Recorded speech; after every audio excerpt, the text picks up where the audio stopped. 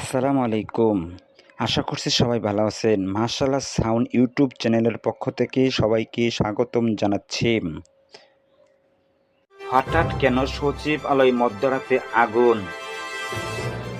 সচিবালয়ের গত বুধবার দিবাগত রাতে লাগা আগুনটা ৬ ঘন্টার বেশি পার করে বৃহস্পতিবার সকাল ৮টার দিকে নিয়ন্ত্রণে আসে।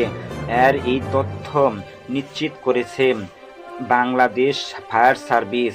এখানে আপনাদের সুবিধার্থে বলে রাখা ভালো, বাংলাদেশের অত্যন্ত স্পর্শকাতর এই সচিবালয়ের ভিতরে বুধবার রাত ১টার দিকে যে ৭ নম্বর ভবন রয়েছে সেখানে আগুন লাগে। এই ভবনটিতে ডাক, টেলিযোগাযোগ ও তথ্য প্রযুক্তি মন্ত্রণালয়, অর্থ মন্ত্রণালয়ের অভ্যন্তরীণ সম্পদ বিভাগ, স্থানীয় ও সরকার, পল্লী উন্নয়ন সমবায় মন্ত্রণালয় সহ যুব ও ক্রীড়া মন্ত্রণালয়, শ্রম ও কর্মসংস্থান মন্ত্রণালয়, সড়ক পরিবহন এবং সেতু মন্ত্রণালয় এবং সড়ক পরিবহন এবং মহাসড়ক বিভাগের উপস্থিত যত ধরনের গুরুত্বপূর্ণ কাজ অফিস রয়েছে তার লোকেশন সেখানেই। কিন্তু আগুন লেগেছে এবং শোনা যাচ্ছে যে যে সকল দপ্তরে রয়েছে সেখানে ব্যাপক ক্ষয়ক্ষতি হয়েছে। আপনাদের সুবিধার্থে বলে রাখা ভালো, এই ঘটনার পর আগুন নেভাতে গিয়ে আমাদের ফায়ার সার্ভিসের একজন বীর যোদ্ধা শহীদ হয়েছেন। স্ক্রিনে নিশ্চয়ই আপনারা দেখতে পাচ্ছেন, আপনারা তার ছবি দেখতে পাচ্ছেন। আমরা তার আত্মার মাগফিরাত কামনা করছি এবং এক্ষেত্রে আল্লাহ পাকের কাছে দোয়া করছি এমন একটি কঠিন সময়ের মধ্যে আল্লাহ পাক যাতে তার পরিবার এবং আত্মীয় স্বজনের ধৈর্য ধারণ করার, পরিস্থিতি মোকাবেলা করার সক্ষমতা দান করেন। যাই হোক, এখন আগুন কেন লাগলো? সচিবালয়ে অত্যন্ত গুরুত্বপূর্ণ একটা জায়গা, যেই জায়গায় পুরো বাংলাদেশে রান করার জন্য যে নথিপত্র এবং রাষ্ট্রের গোপন নথিপত্র থাকে, এমন একটি গুরুত্বপূর্ণ অবকাঠামোতে কি করে আগুন লাগলো? এবং দেখুন, ভেবেছিলাম যে বাংলাদেশের ভিতরে ক্ষমতার পথ পরিবর্তনের পর হয়তো বাংলাদেশের পলিসি চেঞ্জ হয়েছে এবং আমরা পরিবর্তন হয়েছি, বাস্তবে কিন্তু এমনটা হয়নি। পূর্বে কোনো ধরনের দোষীদের শাস্তি না দিয়ে রাজনৈতিক হাতিয়ার হিসেবে ব্যবহার করে একেবারে চোখ বন্ধ করে বলে দিত এই সকল কর্মকাণ্ড করেছে বিএনপি জামাত, তারা করেছে। এখন ঠিকই একই দৃশ্য দোষীদের শাস্তি দেওয়ার জন্য তদন্ত করছে সুনির্দিষ্টভাবে কোনো পদক্ষেপ না নিয়ে একটা নির্দিষ্ট দলকে দায়ী সারাভাবে বলে দেওয়া হয়েছে তারা করেছে, তারাই করেছে। কিন্তু আপনারা কি করেছিলেন? সচিবালয়ের একটি গুরুত্বপূর্ণ জায়গার ভিতরে এভাবে নাশকতা করে গেল। নিরাপত্তা বাহিনী কি করছিল? গোয়েন্দা সংস্থার লোকজন কি করছিল? তারা কি দোষী নয়? তাহলে নাশকতা, ও যদি হয় নাশকতাকারীদের অবশ্যই শাস্তি দিতে হবে। তবে এই নাশকতা ঘটল যাদের দায়িত্বে অবহেলায়, তাদের শাস্তি কবে হবে? দীর্ঘ ৭ ঘন্টা কেন লাগলো? অত্যন্ত স্পর্শকাতর এই জায়গার আগুন নেভাতে বিষয়টিকে কেন্দ্র করে ফায়ার সার্ভিসের বক্তব্য হলো, সব কক্ষে ভেতরে আটকানো থাকায় গ্লাস এবং দরজা ভেঙে পানি দিতে হয়েছে। এতে সময় লেগেছে ভবন জুড়ে বিদ্যুৎ এর তারের কারণে।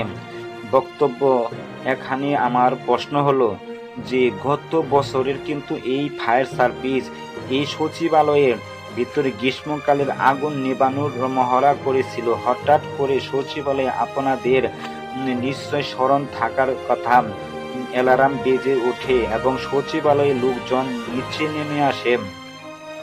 এটা ছিল ট্রেনিং এর অংশ যে কি করে দ্রুত আগুন নেভানো যায়।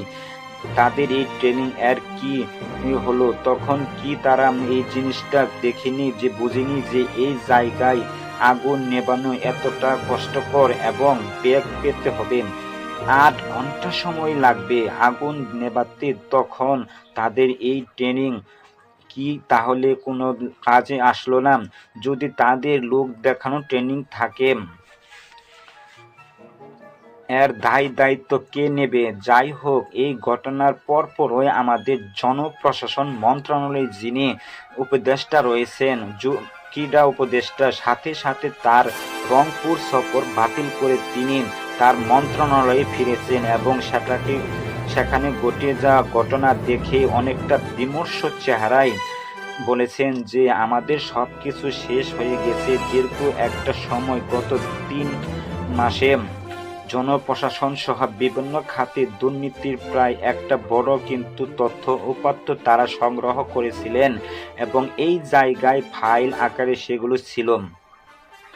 সামাজিক যোগাযোগ মাধ্যমের ফেসবুকে যেমনটা আমাদের উপদেষ্টা জনাব আসিফ মাহমুদ ভূঁইয়া তার স্ট্যাটাসে বলেছিলেন, স্থানীয় সরকার, পল্লী উন্নয়ন এবং সমবায় মন্ত্রণালয়ে বিগত হওয়া যে লুটপাটের দুর্নীতি সেই বিষয়ে তথ্য ছিল, যার পরিমাণ হবে কয়েক হাজার কোটি টাকা। তারা প্রমাণ পেয়েছিলেন, সেগুলো কিন্তু এখন ফাইল আকারে ছিল, পুরে ক্ষতিগ্রস্ত হয়ে গেছে বা নিঃশেষ হয়ে গেছে। এখন কিন্তু আর সেগুলো সংগ্রহ করা যাবে না। এটা একটা বড় ধরনের ক্ষতি। এখন দেখুন, অবশ্যই এটা বড় ধরনের ক্ষতি এবং দোষীদের বিচার করতেই হবে যারা এর মধ্যে রয়েছে। তবে প্রশ্নটা হলো, এই ধরনের গুরুত্বপূর্ণ একটা তথ্য উপাত্তের জিনিস একটি ফাইলে কেন থাকবে? কেন এর ব্যাকআপ থাকবে না? দেখুন, বাংলাদেশ স্বাধীন হওয়ার পর থেকে আজও পর্যন্ত সচিবালয়ে যত ধরনের কাজ হয়, সকল কাজের কিন্তু ব্যাকআপ ফাইল থাকে। আপনি যত ধরনের কাজ করবেন, ব্যাকআপ ফাইল অবশ্যই থাকা প্রয়োজন।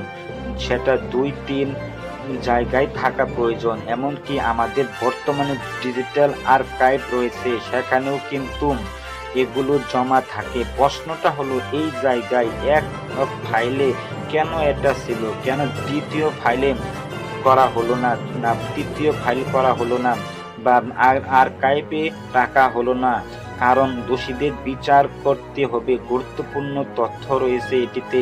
এই তথ্য ব্যর্থতার দায় আসলে কে নেবে? এমন একটা জিনিস যেটা অন্যকে পরিবর্তনের পূর্বে নিজেকে পরিবর্তন করতে হয়, নিজের থেকেই পরিবর্তনটা শুরু করতে হয়। দক্ষিণ কোরিয়ার ভিতরে তীব্র স্রোতের কারণে আজ থেকে প্রায় 10 বছর আগের কথা, একটি ফেরি দুর্ঘটনা প্রায় 10 জন খানেকের বেশি মানুষ নিহত হয়েছে। এই ঘটনার তৎকালীন দক্ষিণ কোরিয়ার যিনি প্রধানমন্ত্রী রয়েছেন, সেখানকার কিন্তু নৌ পরিবহন মন্ত্রী নয়, প্রধানমন্ত্রী নিজে পদত্যাগ করেছেন যে এর দায়িত্ব আমার। এই যে নদীতে এত স্রোত ছিল, এই স্রোত থাকার পরও আমি কেন, আমার প্রশাসন তাকে যেতে অনুমতি দিল? এবার